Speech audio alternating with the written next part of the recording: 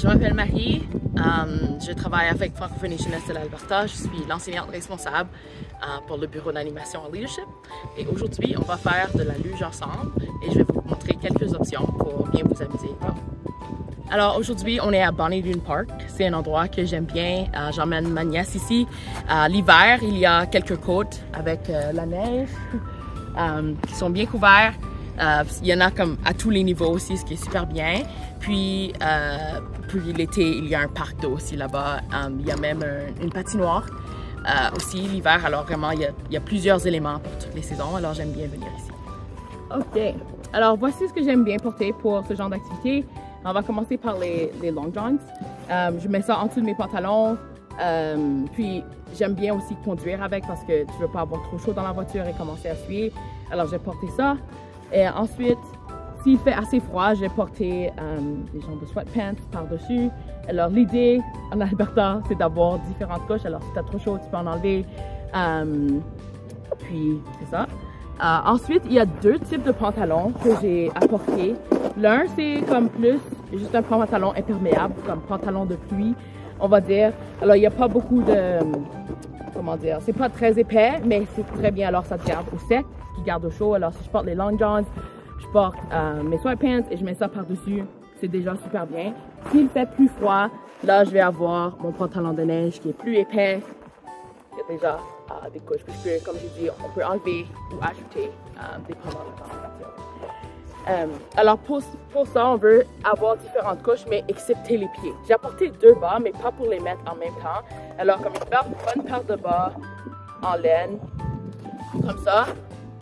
On veut seulement emporter une bonne paire parce que sinon ça va empêcher la circulation des pieds et on risque d'avoir froid. Alors une bonne paire de bas, une bonne paire de bottes imperméables, c'est ça qu'il faut. Et la raison pour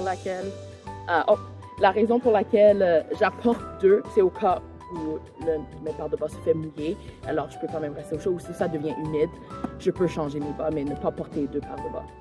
Maintenant pour le haut. Le même concept que les long johns, mais c'est pour le haut du corps. Alors mettre ça et ensuite, s'il fait froid, mettre un genre de chandail comme ça par-dessus. Puis ça, c'est mon élément préféré. C'est comme un wind blocker, comme un bloc-vent. C'est vraiment super parce que ça laisse le vent, alors ça garde chaud en dessous. Puis finir ça avec un bon manteau. Des fois, il fait assez chaud ou quand je commence à bouger, il fait assez chaud que je vais juste garder le wind blocker avec les couches que j'ai en dessous et enlever le manteau. Puis, il y a différentes choses pour la tête, vu que, on va glisser, la tête va souvent chercher la neige. Alors, il y a ça qui protège la tête et le cou. Ça, c'est comme une combinaison des deux. Des fois, je mets une tuque par-dessus s'il fait très froid. Ou juste, sinon, une tuque et un foulard. Ça fonctionne aussi très bien. Puis là, pour les gants, ceux-là sont un peu plus avancés. J'ai investi là-dedans. Mais il y a l'espace pour les doigts et ça touche l'écran aussi. Mais même de faire ce concept avec des gants comme ça, un truc pour les gants, c'est que les gants qui sont comme ça, ça laisse les doigts ensemble.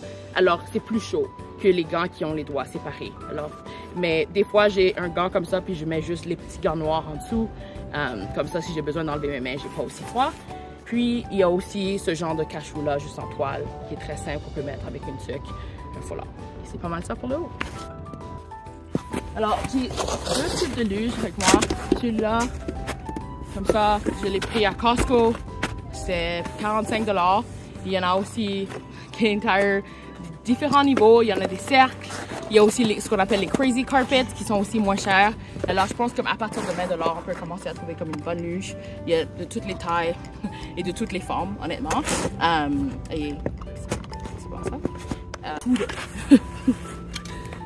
J'ai montré comment ça fonctionne. Alors l'histoire c'est avec ma nièce. L'hiver, elle aime beaucoup aller glisser. On va aussi prendre des marches. Et elle aime souvent apporter son scooter avec elle. Mais souvent, je vais lui dire non parce qu'il y a de la neige, de la glace, ça fonctionne pas. Et puis, à Canadian Tire, j'ai trouvé cette luge qui vient avec des roues. Alors, l'été, on peut remettre les roues. Et l'hiver, on remplace les roues par des pièces, des morceaux comme ça. Alors, celui-là, il faudra le préparer à la maison. Ou si vous avez une boîte à outils dans la voiture, comme moi. Et là, les roues sont remplacées par les morceaux pour les luges. Et là, elle peut glisser sur les pentes ou même en chemin si vous marchez pour vous rendre, peu importe, pendant l'hiver, vous prenez une marche au parc. Ok, prête pour glisser? On commence avec celle-là.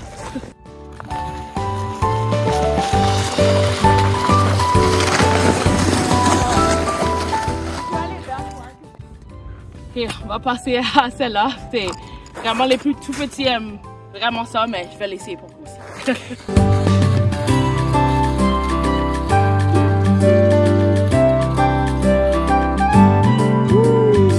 Merci beaucoup d'avoir été avec moi pour l'épisode de la luge, pour le projet Rester actif avec la FSFA. Merci beaucoup à la FSFA de donner l'occasion de partager vraiment quelque chose que j'aime beaucoup faire. Ma nièce, elle a 9 ans maintenant, mais on en fait depuis plusieurs années. C'est ça, alors amusez-vous cet hiver ou l'hiver prochain. Merci, mon nom c'est Marie avec Francophonie Jeunesse de l'Alberta.